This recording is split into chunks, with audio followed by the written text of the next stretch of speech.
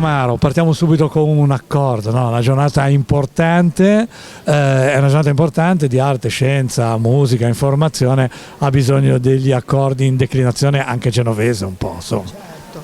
E poi soprattutto perché io insegno alla scuola Conte, insegno violino e viola e quindi è particolarmente significativo poter insomma avere il nostro presidente che si dà veramente tantissimo da fare. Ma i giovani, il presidente mi ha detto che c'è anche gente, un signore di 84 anni, ma poi sono molti giovani, alcuni li abbiamo avuti, alcune le abbiamo avute anche qui con noi e le abbiamo intervistate.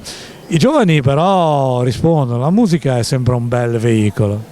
Certo, bisogna coinvolgerli, nel senso che per esempio c'è questo progetto alla Conte che io insegno violino viola, ma anche violino in senso violino e chitarra insieme a un mio cugino chitarrista, classica e moderna. Per moderna si intende gli strumenti elettrici.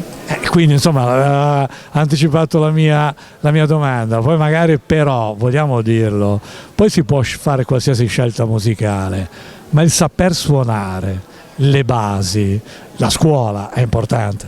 È fondamentale, come in tutte le cose, ci vuole un periodo di pazienza e di studio che non è neanche poi incredibilmente terribile, diciamo così. No, poi se piace ci vuole passione, no? Non si devono spaventare gli studenti, un minimo di, come in tutte le cose, come imparare una lingua non la si può imparare da un giorno all'altro, ma poi dopo quando si comincia e si ha questa dimestichezza diventa un divertimento anche. E la musica è una lingua internazionale.